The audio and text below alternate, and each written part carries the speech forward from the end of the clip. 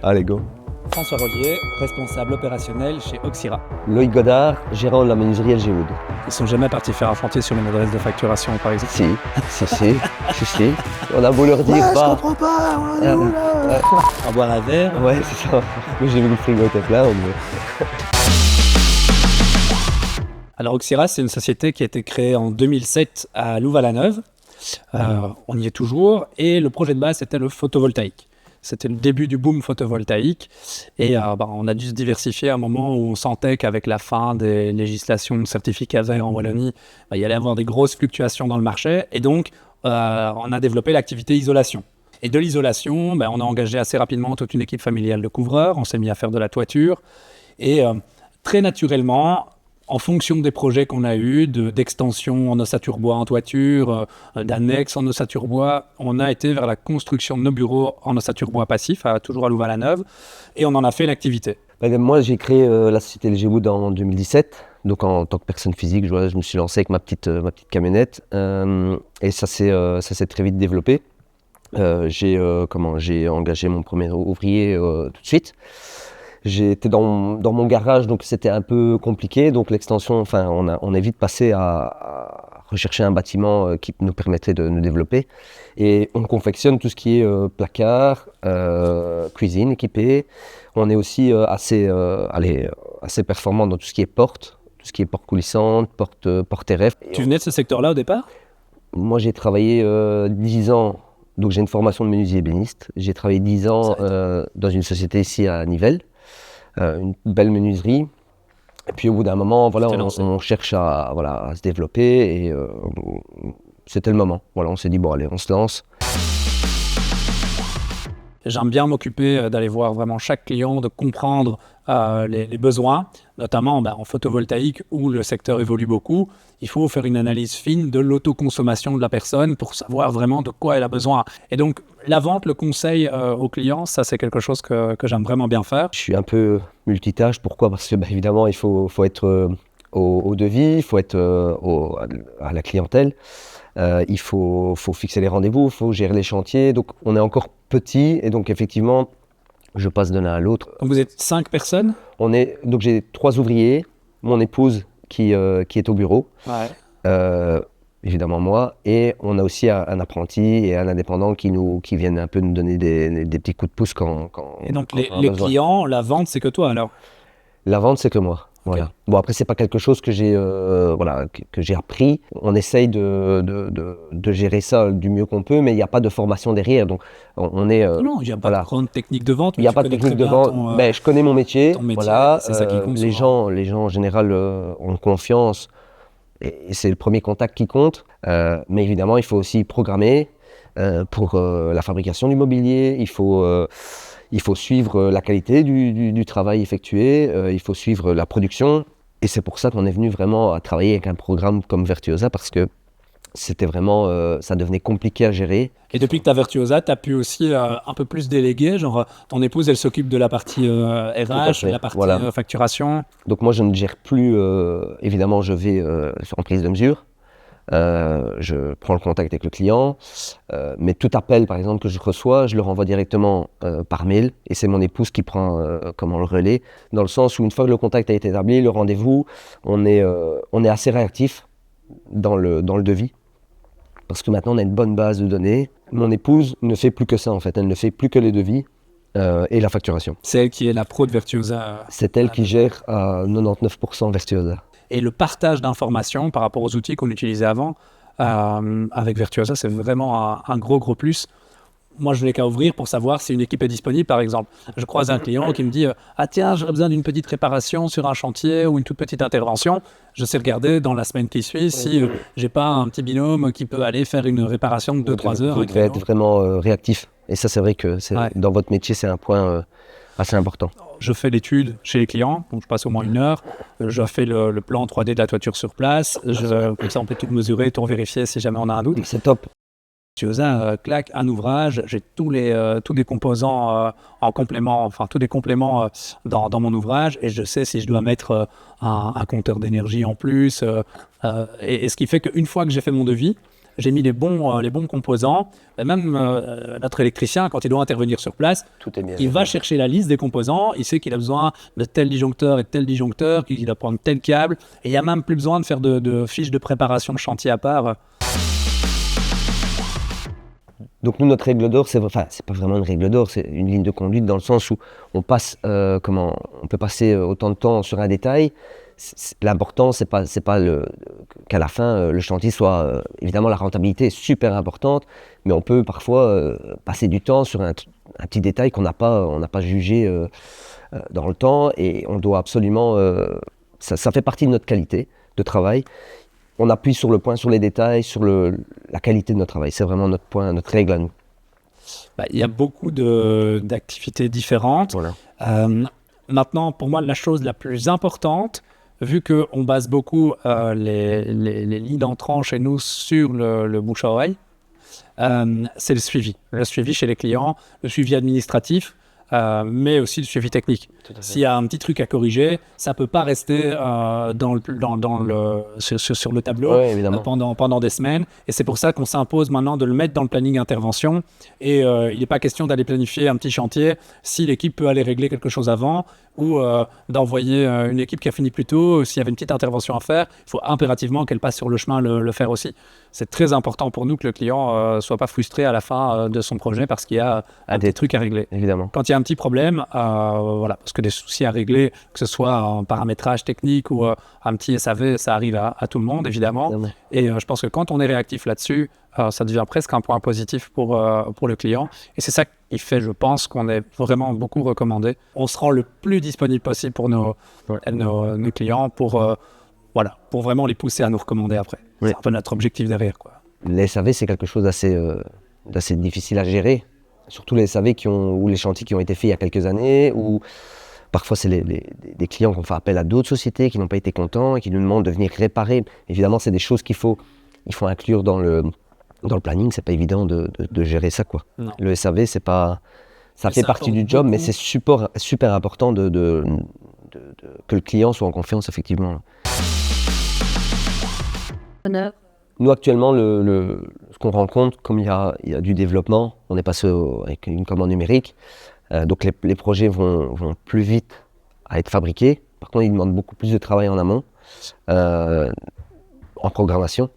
Et donc maintenant, on se rend compte que, par exemple, la gestion du stock, c'est quelque chose qu'on a du mal de gérer, parce que plus les chantiers sont rapides, et plus il faut être réactif avant et après. Voilà, soit on se retrouve avec un stock énorme dès le départ, donc on doit investir énormément dans le stock, et alors là on est tranquille pour quelques mois, où on commande petit à petit, et là c'est vrai qu'on doit progresser, c'est vraiment un des points aussi qu'on doit améliorer. Mais Virtuosa va nous aider à gérer tout ça, c'est sûr. Pour Oxira, le défi de cette année en tout cas, il sera plus vraiment d'ordre de stock ou de personnel. Là-dessus, on a mis pas mal de choses en place et tout roule assez bien.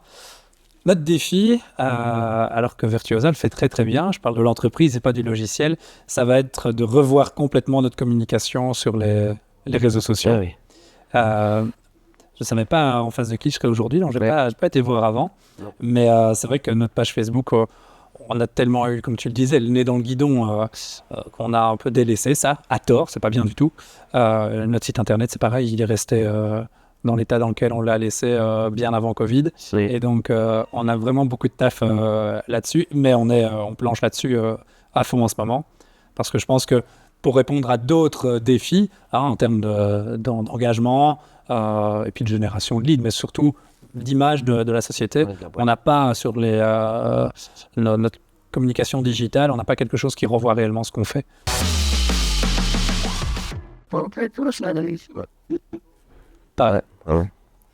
Les bouche à oreille, via nos clients existants, via un réseau d'affaires dans lequel je suis membre depuis 10 ans maintenant, ce qui fonctionne du tonnerre et qui est basé sur l'échange de recommandations, et ça amène énormément de business, ça et nos clients existants, quoi. Et le bouche à oreille, quand tu travailles qu'avec des indépendants, évidemment, et que tu crées un contact, ça reste c'est ta meilleure pub. Sur le long terme, c'est ce qu'il y a. vraiment terrible. Ouais. Enfin, ça dépend de chaque personne, hein, mais dans mon cas, c'est un gros tiers du chiffre d'affaires vient de là, Ouais. quoi. Super. Bah, avec l'expérience, on sait exactement où on doit et où on ne doit pas aller. En toiture, par exemple, il y a des chantiers pour lesquels on est mieux équipé que pour d'autres. Et donc, on sait qu'on ne va pas être concurrentiel parce que il y a la géographie. Hein. Évidemment. J'imagine que comme nous, tu ne vas pas forcément aller prendre un petit chantier à Anvers où tu vas avoir Non. plus de coûts de main-d'œuvre en transport que sur chantier. Mais donc, oui, on sait où on peut aller. On sait sur quel type de chantier on a les bons éléments pour travailler. Alors, sur quel type de matériaux on ne préfère pas travailler, même si on fait un peu tout. Non, on doit choisir nos chantiers par rapport à nos points forts. Évidemment. Alors qu'on ne peut pas toujours dire non. Hein.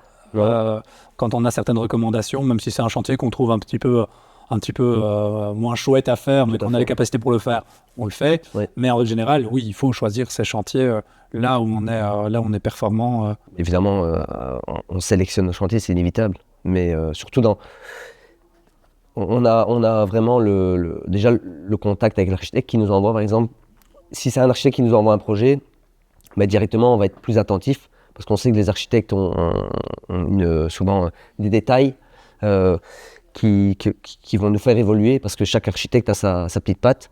Donc on va plus vite sélectionner nos chantiers en fonction de la personne et en fonction du projet, ça c'est inévitable. On va dire qu'on a besoin de chantiers faciles, où la mise en place, où la préparation est facile. Dans notre cas, je vais prendre un exemple facile, c'est le parquet. Mais on sait qu'on a une prise de mesure, on a une commande. Mais après, une fois que le chantier est lancé, on sait qu'en niveau suivi, ça va demander beaucoup moins de suivi qu'un chantier de mobilier ou de cuisine, où les détails vont être revus et ça va nous demander plus d'énergie.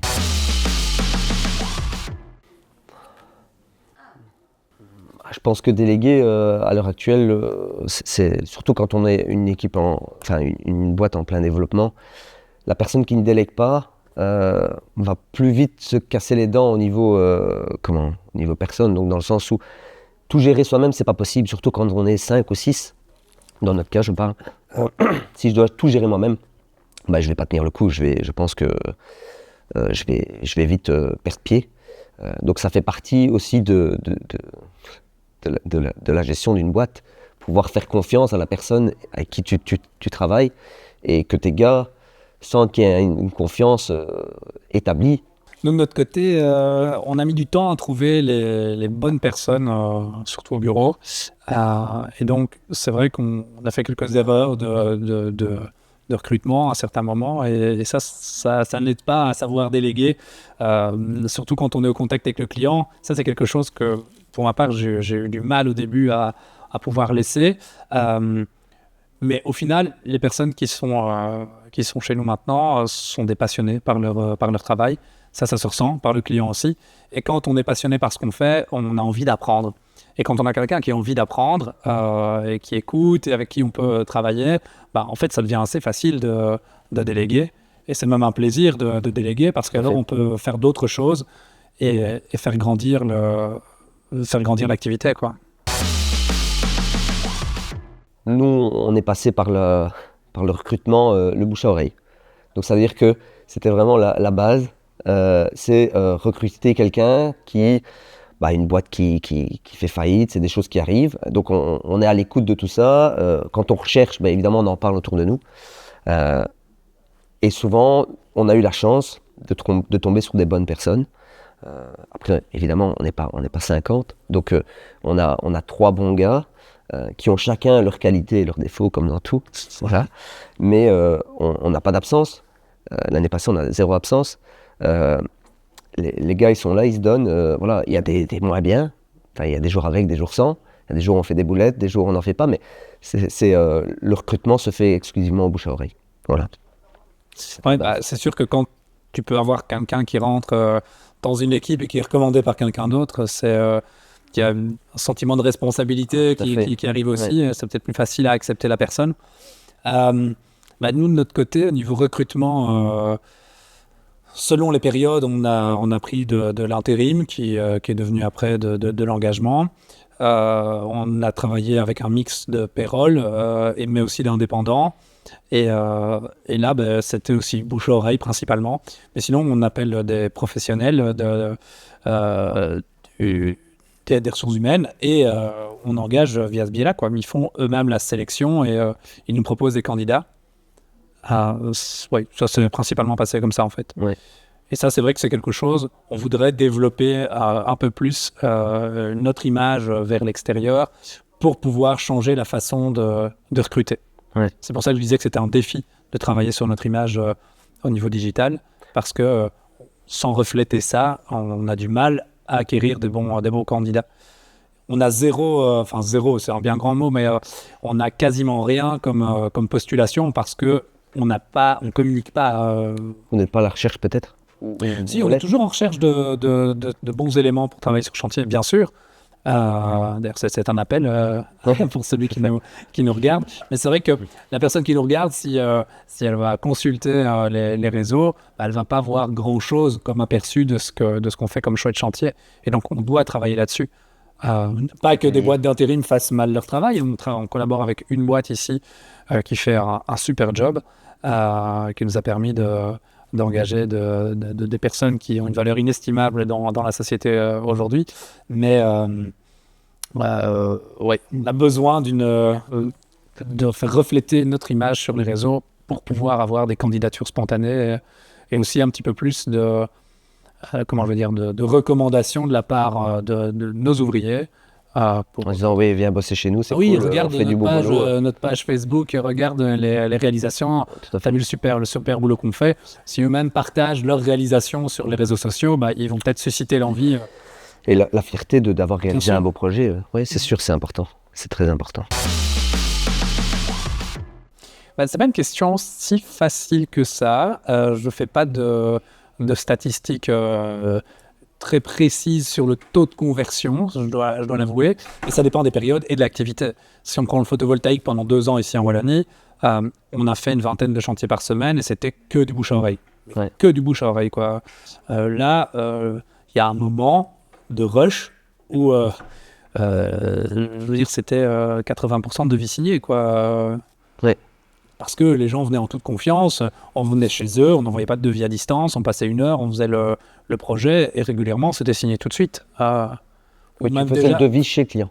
Ça, j'ai pas perdu l'habitude. Voilà. Pour le photovoltaïque, je le fais toujours. Bah oui, ça peut être facilement réalisable sur place. Oui, après évidemment, un devis de toiture un peu complexe ou un devis de construction bois, on peut le faire détails. Comme ça en quelques dizaines de minutes, ça prend plus de temps d'étude. Mais une étude technique photovoltaïque, je suis capable de la faire de façon complète chez le client. Et de toute façon, au moment où on fait l'étude, on doit discuter de pas mal de choses. Et donc, là, on avait un très bon taux de conversion par le bouche à oreille dans le photovoltaïque. C'était dingue. Maintenant, aller sur des chantiers de toiture où c'est aussi la plupart du temps des bouche à oreille de clients qui ont fait leurs travaux avec nous. On signe un chantier sur 3. Là, c'est pas mal. Hein. Parce que, et encore, il y a des gens qui font tout simplement pas le projet parce qu'ils se rendent compte qu'ils ne sont pas le budget ou qu'ils ne sont pas éligibles aux primes, alors que beaucoup de personnes le sont et qu'elles sont plutôt généreuses en ce moment. Mais je dirais un tiers des projets, a priori. On ne fait pas de devis en masse. Juste pour dire de faire un devis, quoi. Voilà. Faut qu'à la fin, il y ait un retour. Ouais. Donc, le taux de conversion, il est c'est très très large, mais entre 30 et 80% en fonction du type de devis et de l'activité. Oui, c'est ça. Ouais, l'activité joue énormément. Dans le cas où, par exemple, si on reçoit une recommandation d'un client, ce client va venir chez nous. S'il veut travailler avec un produit, une marque bien précise, et qu'on a été recommandé par la marque, évidemment, on va aller plus loin, on va contacter le client, on va s'assurer que le contact et que le suivi soit fait parce qu'on a été recommandé. Donc là, on doit se battre un peu plus parce ce chantier a été recommandé. Donc c'est vraiment du cas par cas. On essaye de se battre sur toutes les demandes de prix. À partir du moment où elles nous intéressent, toutes les demandes ne donnent pas envie de réaliser, enfin de travailler. Et puis il y a des contacts. C'est pas toi, mais aussi parfois, tu sais ce que tu es en train de dire, des contacts. Et les clients, si tu sens que le courant ne va pas passer, Ouais. parfois tu n'as pas envie. Le chantier Non. peut être un beau chantier, ok, très bien, mais si tu sens que Si tu sens que derrière, ça va coincer au niveau relationnel, voilà. parfois ça peut refroidir un peu. Hein.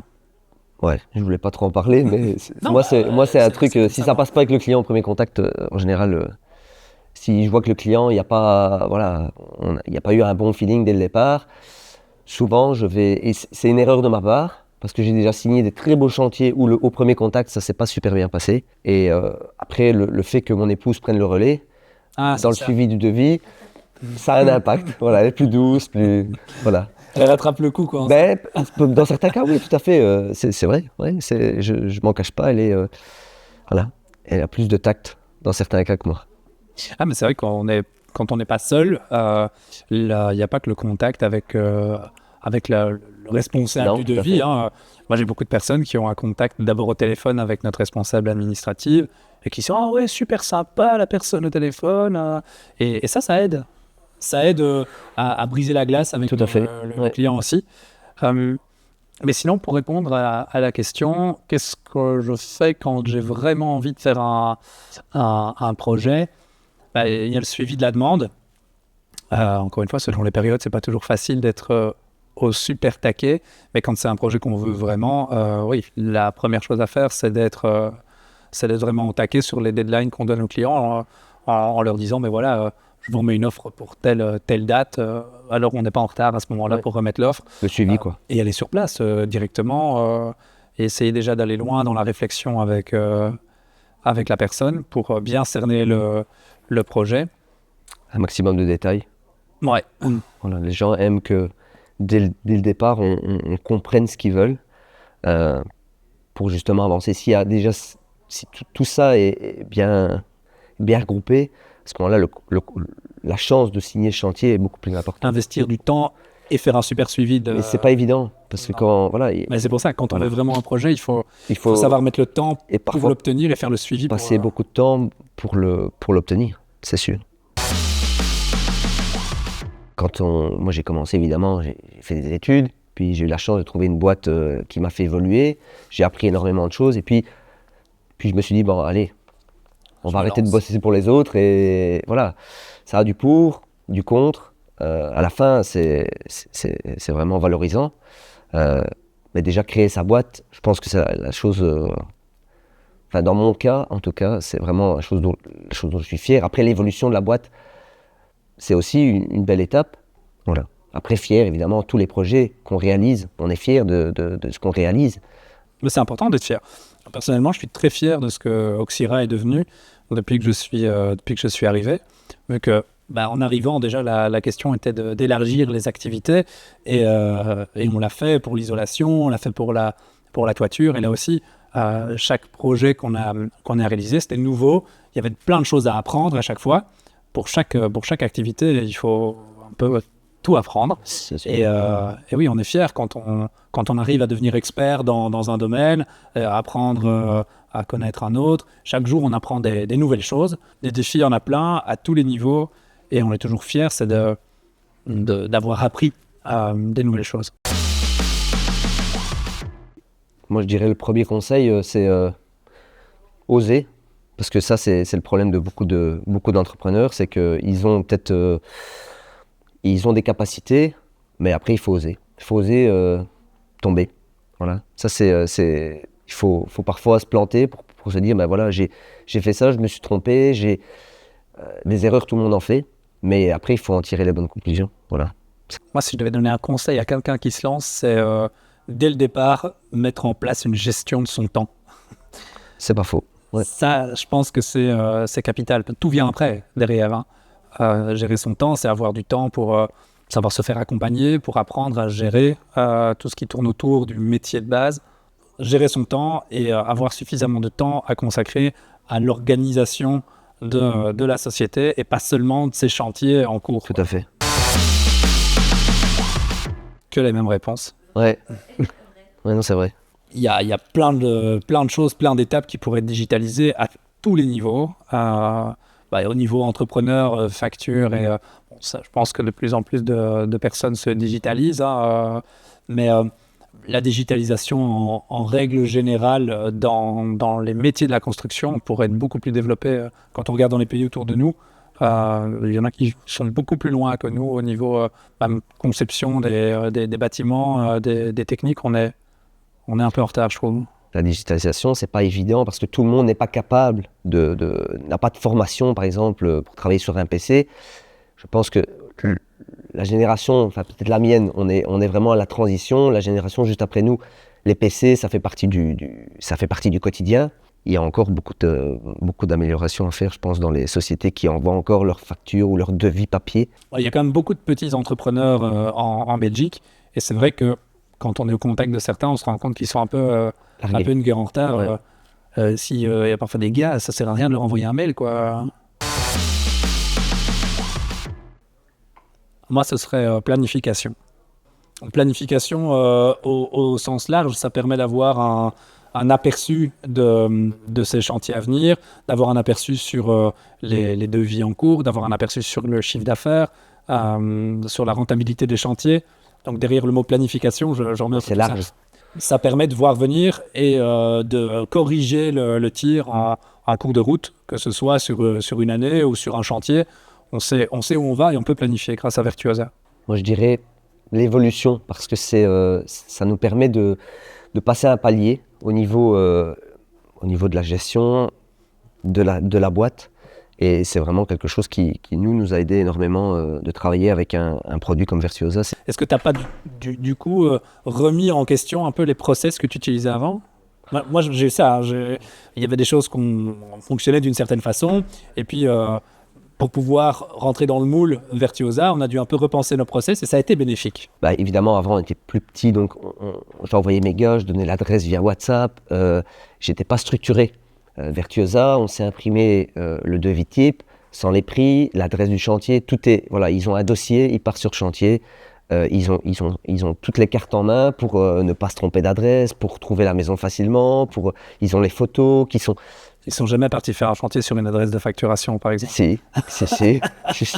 On a beau leur dire... Je comprends pas, on est où là ? Non, on a beau leur dire, regarde, c'est pas l'adresse de facturation, c'est l'adresse du chantier, et ils se pointent à l'adresse de facturation.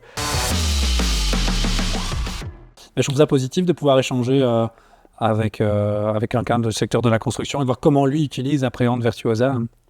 On n'est pas du tout dans le même secteur, donc c'est ça qui est aussi sympa, c'est de voir comment une boîte qui est plus importante gère ses hommes, gère ses devis, c'était valorisant dans tous les cas. Voilà, une belle rencontre. Voilà.